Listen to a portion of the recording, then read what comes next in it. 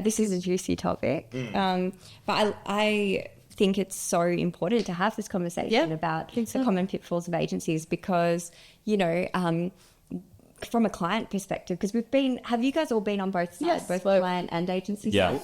Yeah, that's going to be epic. This is going to be great. I'm Chloe. I'm a marketing designer. I'm Sophie and I'm a digital marketer. I'm Tristan and I am a brand marketing specialist and I'm just here. Welcome to our coffee chats that transcended into a real vodcast. It's Click and Scroll, the podcast. Without being negative, there are a lot of things that can be improved, I find, with agencies and the way that they operate. That's probably why we're doing our own. Yeah. That's why we've gone out to do this, because we've seen that what's currently working isn't working how we'd like to do it. So we want to bring what we've learned and apply that.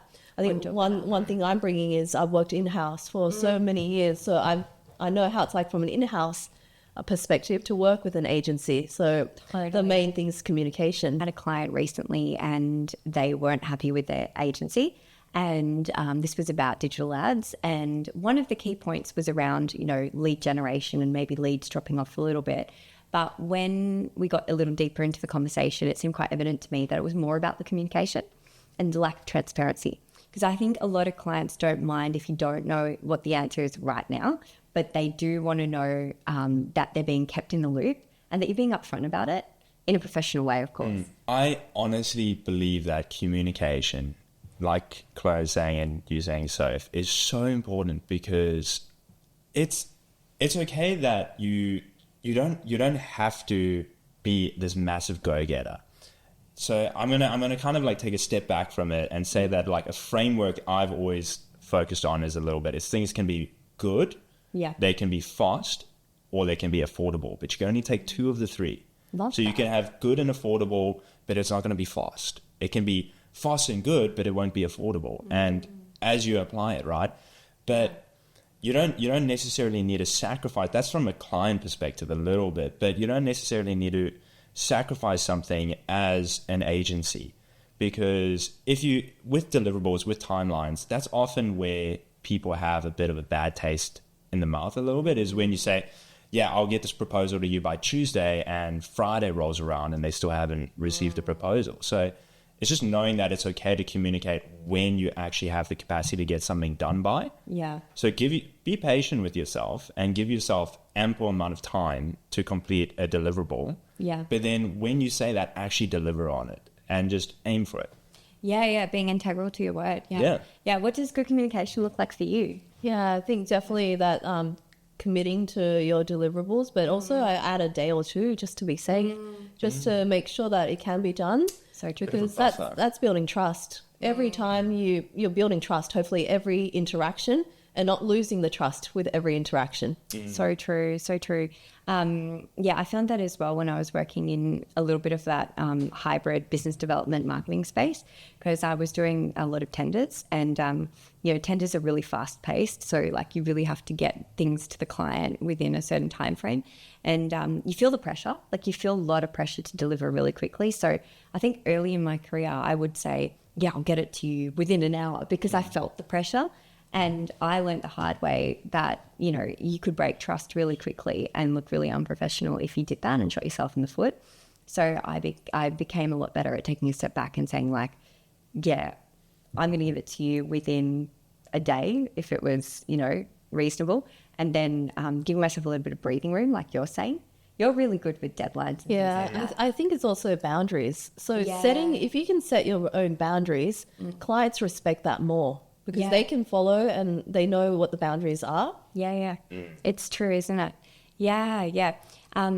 And when you guys were in-house, were you guys ever in the hiring capacity for an agency? Like, were you ever making the decisions as to whether you would hire an agency or not? Yeah. So, like, what would you guys look for in, like, it depends, of course, what kind of agency you're looking at.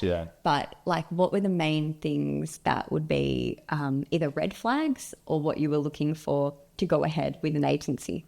I was always looking for a green flag, and the green flag I was looking for was personalization.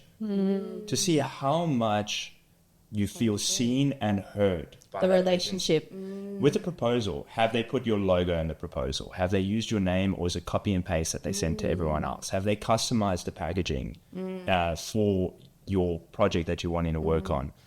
Are they jumping on a Zoom with you where they're creating the links and they're getting the names right? They've done a bit of research, not too much research because also a little bit of boundaries, but have they really shown that they understand you? Yeah. Because understanding the business is important and understanding a brand is important, but also understanding the person you're working with so essential, especially if you want the one that's making the decision go, no go with that agency. Yeah. So I like to see if they do a little bit of trying to understand you and relate to you and work with you, especially because at the end of the project, I always find that if they're wanting to reflect on the performance of a project, if it's kind of coming through in like an email with just, a bunch of figures and data, it's like, okay, that's great. But making the effort of, hey, let's jump on a meet, or hey, let's jump in Teams. I'll come to you in person if they're nearby, and actually going through it together. That, that little bit of time and interactiveness and being seen and heard, like I was saying, is something I'd look for when working with an agency. Yeah, it's about like being an extension almost of your own team while still having those boundaries, right? Like, it's the relationship. Yeah. So you're having a relationship with the client and the agency. You want to almost be embedded in the team, but of course with that distance that brings an objective perspective. So you can have both. You can be kind of in the team, so you understand how the business works and where the business is wanting to go and how to get the business there. Like, you have to become almost like a partner. Yeah, it's so true what you're both saying, because, without being negative, one of the main reasons that I've ever ended a relationship with an agency is because of that lack of personalization. And like, if I took it a step further, seriously, and like if I took it a step further, it would also be, feeling that they don't understand what we do. Like, so you're really good at your digital ads, or you're really good at the techie side of things, but you don't understand what we do. You don't understand our customer personas who we're targeting, and the language is wrong. And especially when you've provided that information to an agency, like, and they clearly haven't implemented that in what they're doing, that breaks down trust, Yeah, it shows that they don't care. It shows that they don't care. And I think fundamentally, because agencies can be bloody expensive, let's be real, that becomes, a real bugbear for in-house marketers. They go like, I'm spending, how many times do you hear people say, I've spent like $50,000 on a strategy and actually it means nothing? That's a problem. It is, yeah.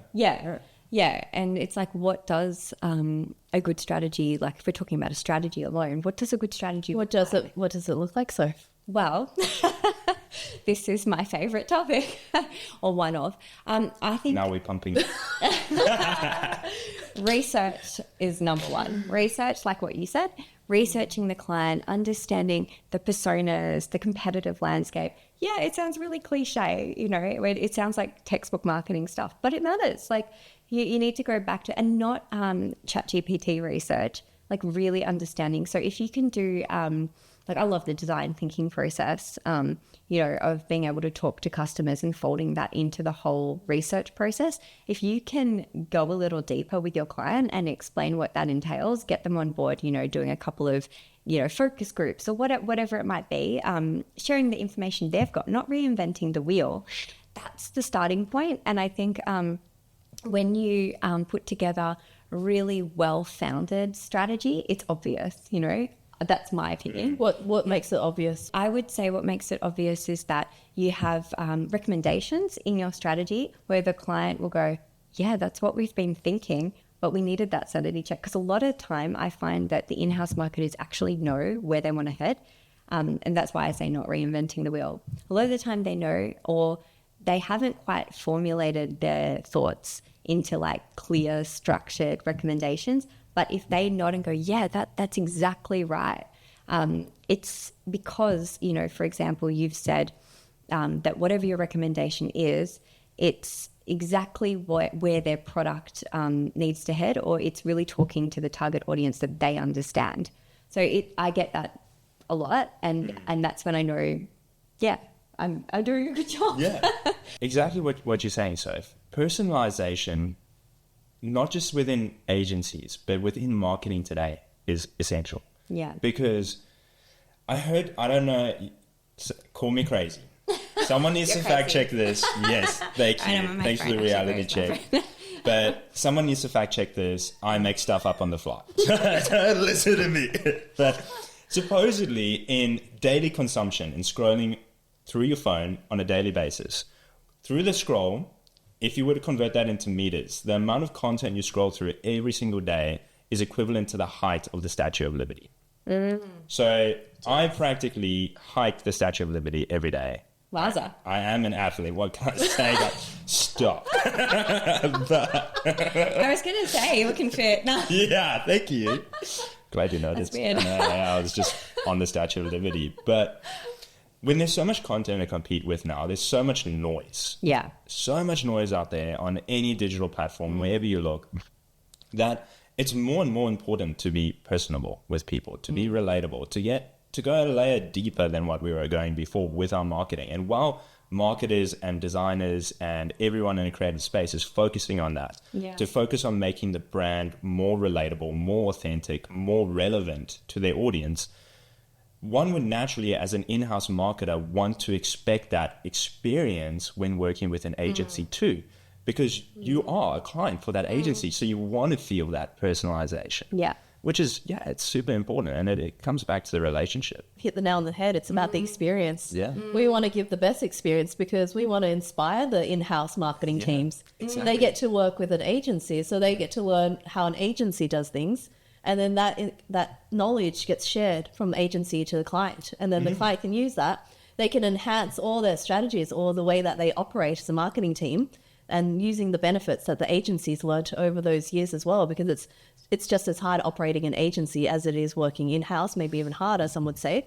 Yeah. And so to transfer those skills, the experience and inspiration is something that the in-house marketers will gain from working with the agency. Yeah, no, it's so true. I think it's from start to finish with a client, when you're working from an agency perspective, it's like the personalization extends from what web platform are you going to use? For example, is this the kind of client where lead gen is core? Then maybe HubSpot is where we should be landing, Or is this the kind of client that, there's a bunch of, no offense to engineers, my dad's one, so, but, a bunch of engineers, they don't really have time to maintain their website. They don't really want to switch platforms because there's a guy in the back end who knows, this is very personal, Dad, who knows how to use this weird web platform. And are we going to change or not? And, I'm sure we've all been in that situation where, you've decided to go with a tool or a web platform in this example, where it makes sense for that client because you understand, how they operate, what their needs are, what their capacity is, and what their goals are, whether it's real lead gen or whether it's really a brand awareness tool. Like if we are talking about engineers, a lot of the time, they're doing a lot of tenders. A lot of their work is like referrals or tenders. So it's that last point. It's very bottom of the funnel for their web visitors to come through. So you don't need necessarily the same sort of website. And things like that really matter. Even on a micro level, adapting your processes or how you communicate or how you do things to that client is so special and unique that they really appreciate it because you've actually thought about them as humans and their team as humans. Exactly. They're not just one where you just copy and paste the same process and strategy for every other client. Totally. And like you can tell, I mean, from all of us having worked in-house as well, like you can tell, right, when it's been a copy and paste job. Like it's pretty obvious. And I think it extends as well to, to touch on ChatGPT, as much as I want to steer away from the cliche topics, but like, you can tell when someone's used ChatGPT. I mean, the M dash gives it away, or the Zs. Yeah. but and all of that comes back to the personalizations. I'm so glad you framed it like that because I don't know if I would have myself, but that's just because you really clarified that thought for me. It's so true, isn't it? And I was going to say as well, with another thing that I think is really important if we took it a step further is providing clear return on investment. So like, yes, I think that's a really big one. It causes a lot of stress for people, for agencies actually to figure out. You have to understand the value of what you're offering. Yeah. And that comes from experience. So if you've had businesses that you've worked with who've had wins, then you can start doing that. Exactly. And it is really tough, isn't it? Like when you've got a business that is less a lead gen type business, like lead gen is kind of in some ways easier. Yeah. There's some caveats to that, of course. But, you know, saying this client's come to me because they've seen their lead gen drop with Google Ads from 40 to 5 a month or something. That is a clear metric. But, you know, there's a lot of instances as well where it might be professional services and, you know, let's say it's a law firm and, you know, their Google Ads, there might be 97% referral based work. So that's where they're getting their leads from. So they're not necessarily going to see a lot of hardcore lead gen from their ads. And I think that means that you have to really set those expectations up front. Like, I don't want to work for a client, frankly, if they are not on the same page as me with what we're expecting with metrics. Yeah, you want to work together. Too stressful for both of us, you know, for both parties. I don't want to work with a client who expects hardcore lead gen, but that's not the kind of business model that we're talking about. So I don't know, how do you guys approach setting those expectations? Because I personally rely on the things like the rule of 7. I think it may have changed. Okay. Yeah. I mean, there's different perspectives on it, but rule of 7 being like you need at least 7 interactions with marketing for a client to actually pull the trigger in a lot of instances. Or I rely on looking at what the sales cycle is for that particular industry. Like some purchase, like if you're an e-commerce business, your purchase might be instantaneous. But, you know, if you're a hardware maintenance company, now I'm talking about my husband here, like that buying cycle, that actual sale could take 2-3 years, you know. So that also comes into it. So all of those things, like how do you set expectations with clients on what the value is going to be? There's a really interesting thing for agencies to have to deal with. And that is the fact that when you're an in-house marketer, you're thinking about your client. You're thinking about your customer and your audience and focusing on delighting them essentially. You know, if we were to take a HubSpot flywheel, which is, you know, attract, engage, delight, you're doing all of that. But now as an agency, you're doing that for their customer too, but you're also doing it for the in-house marketer. It's so meta, I love it. Yeah. Right. So it's like, don't forget that they're your customer too, but also their customers are your customers. Yeah. And keeping that in mind. And I think one of the most important things is being an agent, working as an agency, is be yourself. Yeah. Because a lot of the time, we're all social creatures. We are a species that interacts and communicates. And the most important thing is be yourself, because it's exhausting to try and be anyone but yourself. And it will allow you the time and the energy to really care for your clients and to care for their customers too. I would argue that the client is more important than the client's customers. Yeah. It's the client first. And when you're in an in-house marketing team, Interesting. it's not the customers, it's your team that matters more. If you win the trust of your team because you're working well together, then that will give you better results than you focusing on the customer. Yeah, that's so true. They just want to be looked after. Thinking about what you're saying about being yourself, I think it's really interesting, the whole discussion on whether the agency is the right fit for you as well. Yeah, that's true. Yeah. But whether the client's the right fit for you. It has to work both ways. Right? Yeah, it's a two-way street. Yeah. Two-player game. So that's why, like with my model, like I know that, you know, certain clients are more suited to a designer that I work with and other ones are suited to another designer, or certain clients I'm not going to necessarily want to work with because I can just get in that initial conversation that maybe it's going to be too stressful, or we're not clicking, or I actually might not like the product that they sell. I might not really want to sell it. You have to be passionate about it. Clients have to win the agency as well. Yeah. They flip it on the reverse. Yeah. Clients are trying hard. Why would an agency want to work with the client? Yeah. Very true. And when That's you true, force it, it's not going to work out properly. Yeah. Yeah. And how do you guys feel about, like, I used to struggle with this when I was in-house, whether or not I should go with the absolute gun experts at, let's say, digital ads, or whether I should go for, and they might broadly do all industries, or whether I should go with someone who, claims to be very specialized in, let's say, health tech when I was in health tech. Having industry experience in something that, like a specialization in a form of marketing with industry experience, isn't important to me when it comes to working with an agency. Yeah. Because sometimes that can actually work against you because they have such a, this is the way things are done in the industry. Like, this is the way to operate, that it could be limiting. It prevents you from thinking outside the box. I'm not saying that it's a bad thing and you can't work with someone because of that. Yeah. But I think that if someone's really passionate about what you're doing and they really care about you and they really enjoy what they do, they will find those answers and those best practices and ways to communicate with your clients by themselves, just through their own tenacity and their resilience. So it's not it's about the individual or the team. So industry experience is great because they know what to look out for, what to avoid, what works, what doesn't.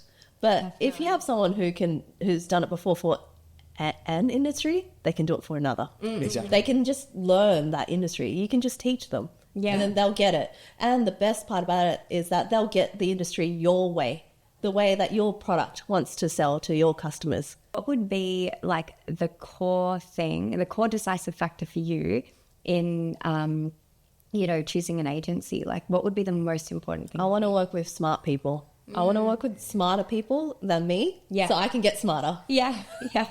So you feel like you're learning from that experience. I want to be learning from them. I don't want to be teaching them. I want them to be the experts, and I can just get some of that experience, and then we can grow the business together. That is so true. Yeah. What about you, Tris? I'd say what Chloe's saying, but also reciprocated from their side too. Yeah. I'd like to feel that connection where they're also wanting to learn from me and I'm wanting to learn from them. Because, I also don't want to entirely work with someone that thinks they know everything. Yeah. I want to work with people that are open-minded and curious to learn more things too, because then it becomes a collaborative effort. We're playing this video game together, guys, and this is a challenge and we got to conquer this level. And it's a 2-player game on this one. So totally. Who's the big boss? Who's the big boss? Yeah, I don't know. It's not me. Have you heard me? I'm not the big boss. I'm the renegade. I feel like fundamentally the technical expertise is what's most important to me.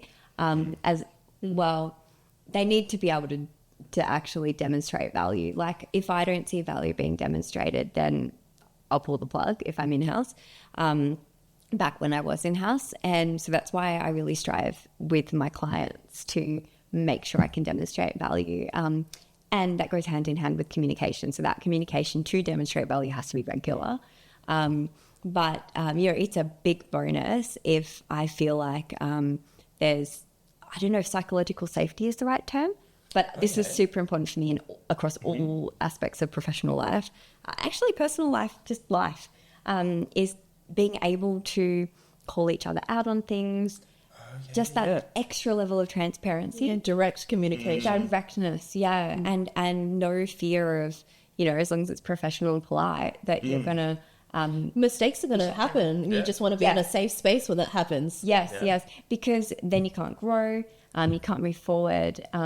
And, the example that springs to mind is when at the very start of my career, I worked in Germany, and we were actually talking about how we all come from, quite an international flavour in this podcast, South Africa for you, Malaysia for you, and probably more between us. But, and when I was working in Germany, something that was really apparent to me was when we worked with the team in China, it was a real cultural thing there that when they didn't understand, they wouldn't. It might have just been culturally what we were dealing with, but they didn't want to say that they didn't understand stuff.